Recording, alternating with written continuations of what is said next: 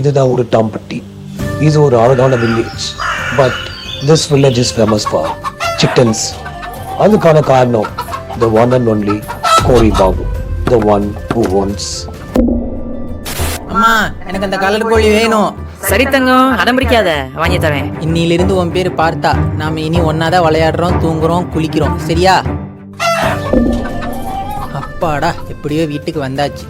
பாபு, சாப்பாடு செஞ்சிருக்கேன், வா சாப்பிடலாம். சரிம்மா. அம்மா, சாப்பாடு சூப்பரா இருந்துச்சு. நான் விளையாட போறேன். பார்த்தா இங்க காணோம். பாபு, நீ சாப்பிட்டது பிரியாணிப்பா.